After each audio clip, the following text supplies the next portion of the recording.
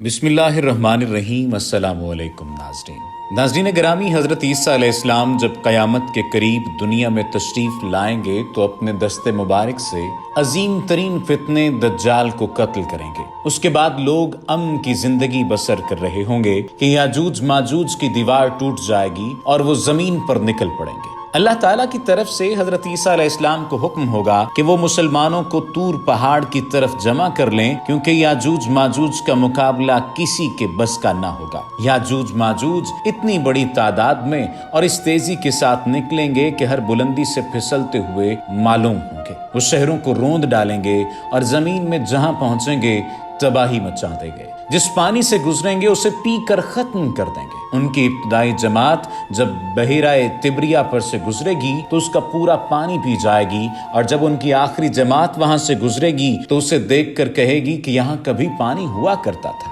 ہر طرف تباہی و بربادی کرنے کے بعد یاجوج ماجوج کہیں گے کہ ہم اہل زمین پر تو غلبہ پا چکے ہیں، آؤ اب آسمان والوں سے جنگ کریں۔ جس وقت یاجوج ماجوج زمین پر فساد مچا رہے ہوں گے، اس وقت حضرت عیسیٰ علیہ السلام مسلمانوں کے ساتھ طور پہاڑ پر محصور ہوں گے، جہاں غذا کی سخت قلت کے باعث لوگوں کو ایک بیل کا سر 100 دینار سے بہتر معلوم ہوگا۔ مسلمانوں کی شکایت پر حضرت عیسیٰ علیہ السلام بد دعا فرمائیں گے، جس کے بعد اللہ تعالیٰ یاجوج ماجوج کی گردنوں اور کانوں میں ایک کیڑا اور حلق میں ایک پھوڑا نکال دے گا، جس سے سب کے جسم پھٹ جائیں گے اور وہ سب ہلاک ہو جائیں گے۔ یاجوج ماجوج کے خاتمے کے بعد حضرت عیسیٰ علیہ السلام اپنے ساتھیوں کے ساتھ زمین پر اتریں گے، لیکن زمین ساری یاجوج ماجوج کی لاشوں کی چکناہٹ اور بدبو سے بھری ہوگی، جس سے مسلمانوں کو تکلیف ہوگی۔ تو حضرت عیسیٰ علیہ السلام اور ان کے ساتھی دعا کریں گے، بس اللہ تعالیٰ ایک ہوا اور لمبی گردنوں والے بڑے بڑے پرندے بھیج دے گا، جو ان کی لاشیں اٹھا کر جہاں اللہ چاہے گا وہاں پھینک دیں گے۔ پھر اللہ تعالیٰ ایسی بارش برسائے گا جو زمین کو دھو کر آئینے کی طرح صاف کر دے گی، اور زمین اپنی اصلی حالت پر ثمرات و برکات سے بھر جائے گی۔ دنیا میں حضرت عیسیٰ علیہ السلام کا نزول امام عادل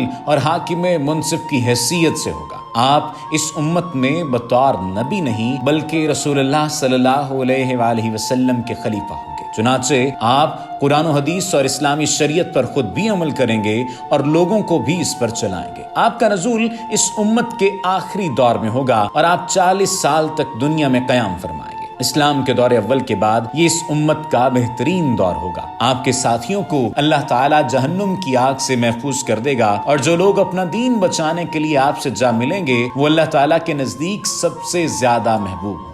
اس زمانے میں اسلام کے سوا دنیا کے تمام ادیان اور مذاہب مٹ جائیں گے اور دنیا میں کوئی کافر باقی نہ رہے گا۔ جہاد موقوف ہو جائے گا، خراج اور جزیہ وصول نہیں کیا جائے گا، مال و زر اتنا عام ہو جائے گا کہ کوئی مال کو قبول نہیں کرے گا، زکوٰۃ و صدقات لینا ترک کر دیا جائے گا، اور لوگ ایک سجدے کو دنیا و ما فیہا سے زیادہ پسند کریں گے۔ ہر قسم کی دینی اور دنیاوی برکات نازل ہوں گی، پوری دنیا امن و امان سے بھر جائے گی۔ 7 سال تک کسی بھی شخص کے درمیان دشمنی نہ پائی جائے گی، سب کے دلوں سے بخل، کینہ اور بغض و حسد نکل جائے گا۔ 40 سال تک نہ کوئی مرے گا اور نہ ہی بیمار ہوگا۔ ہر زہریلے جانور کا زہر نکال لیا جائے گا، سانپ اور بچھو بھی کسی کو تکلیف نہیں دیں گے، بچے سانپوں کے ساتھ کھیلیں گے، یہاں تک کہ بچہ اگر سانپ کے منہ میں بھی ہاتھ دے گا تو وہ نقصان نہیں پہنچائے گا۔ درندے بھی کسی کو کچھ نہیں کہیں گے، آدمی شیر کے پاس سے گزرے گا مگر وہ انسان کو نقصان نہیں پہنچائے گا، یہاں تک کہ لڑکی شیر کے دانت کھول کر دیکھے گی تو وہ اسے کچھ نہیں کہے گا۔ اونٹ شیروں کے ساتھ، چیتے گایوں کے ساتھ اور بھیڑیے بھیڑ بکریوں کے ساتھ چریں گے۔ بھیڑیا بکریوں کے ساتھ ایسا ہوگا جیسے کتا ریوڑ کی حفاظت کے لیے رہتا ہے۔ زمین کی پیداواری صلاحیت اتنی بڑھ جائے گی،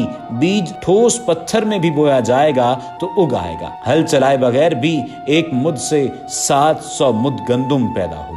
ایک انار اتنا بڑا ہوگا کہ اسے ایک جماعت کھائے گی اور اس کے چھلکے کے نیچے لوگ سایہ حاصل کریں گے۔ دودھ میں اتنی برکت ہوگی کہ دودھ دینے والی ایک اونٹنی لوگوں کی بہت بڑی جماعت کو، ایک گائے پورے قبیلے کو اور ایک بکری پوری برادری کو کافی ہوگی۔ نزول عیسیٰ علیہ السلام کے بعد زندگی بڑی خوشگوار ہوگی۔ آپ دنیا میں نکاح فرمائیں گے اور آپ کی اولاد بھی ہوگی۔ نکاح کرنے کے بعد آپ کا دنیا میں قیام 19 سال تک رہے گا، پھر آپ علیہ السلام کی وفات ہو جائے گی۔ مسلمان نماز جنازہ پڑھ کر آپ کی تدفین کر دیں گے۔ اس کے بعد حضرت عیسیٰ علیہ السلام کی وصیت کے مطابق قبیلہ بنی تمیم کے ایک شخص کو جس کا نام مقعد ہوگا خلیفہ مقرر کریں گے، پھر مقعد کا بھی انتقال ہو جائے گا، اور آپ کے بعد اگر کسی کی گھوڑی بچہ دے گی تو قیامت تک اس پر سواری کی نوبت نہیں آئے گی۔ زمین میں دھنس جانے کے 3 واقعات ہوں گے، ایک مشرق میں، ایک مغرب میں اور ایک جزیرہ عرب میں۔ اس کے بعد ایک خاص دھواں ظاہر ہوگا جو لوگوں پر چھا جائے گا، اس سے مومنین کو تو زکام سا محسوس ہوگا، مگر کفار کے سر ایسے ہو جائیں گے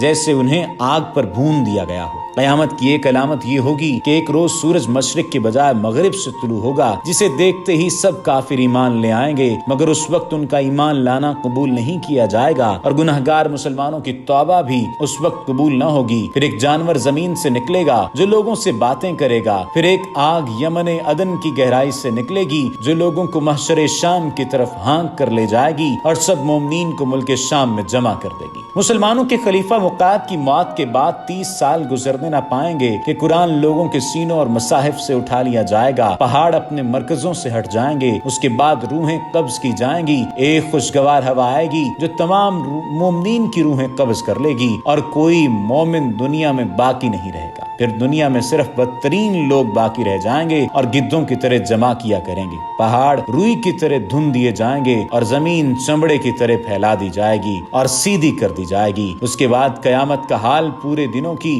اس حاملہ کی طرح ہوگا جس کے مالک ہر وقت اس انتظار میں ہوں کہ دن رات میں نامعلوم کب بچے کو جنم دے دے۔ بالآخر انہی بدترین لوگوں پر قیامت آ جائے گی۔ اس تمام تر تناظر میں یہ بات سوچنے کی ہے کہ در حقیقت یہ معاملہ کیا ہے۔ ہمیں اپنے حالات کو اور قیامت کے نزدیک آنے والے دنوں کو اور ان کی تیاری کے لیے کیا کیا کرنا چاہیے، جیسا کہ رسول نبی کریم صلی اللہ علیہ وآلہ وسلم کی سنتوں اور احادیث سے واضح ثبوت ملتا ہے کہ جب تک اللہ سبحانہ و تعالیٰ کے بتائے ہوئے طریقے پر ہم عمل کرتے رہیں گے، نیکوکاروں کی صفوں میں رہیں گے، اس وقت تک ہم پر عذاب نہیں آئے گا۔ اور جب ہم سرکشی کرنے لگ جائیں گے، جب ہم آپس میں اتحاد و اتفاق ختم کر بیٹھیں گے، آپس میں نفاق پیدا ہو جائے گا، جھوٹ بولنا عام ہو جائے گا، ایک دوسرے کو برا بھلا کہنا، گالم گلوچ عام ہو جائے گا، اور لوگ اپنی ماؤں کی بجائے بیویوں سے زیادہ ان کے مطیع و فرما بردار ہو جائیں گے، تو پھر اس وقت معاملات خراب ہوں گے۔ ہمیں اپنے